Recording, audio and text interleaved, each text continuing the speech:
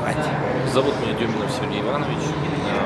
Я руководитель структурного подразделения «Школьный технопарк» в городе Нерюнгри. Работаю в МОЛ ИТЛ номер 24 уже 10 лет. Занимаюсь воспитанием инженерных кадров, наверное.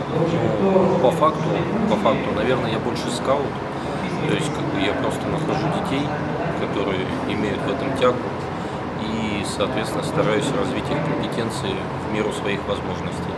Так как возможности слегка ограничены, дети меня всегда перерастают, вырастают в хороших профессионалов-инженеров, поэтому я продолжаю работать, а дети на благо будущего, наверное, на благо республики, страны, продолжают свои навыки развивать в ведущих университетах Российской Федерации и в дальнейшем в ведущих компаниях. То есть у меня сейчас есть выпускники Бауманки, выпускники ТМО, выпускники РУДН, то есть которые сейчас работают в ведущих IT-компаниях, продолжают развивать какой-то свой бизнес.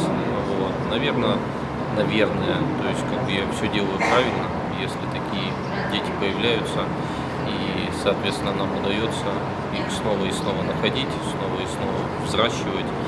Наверное, мы на правильном пути и будем продолжать свою работу.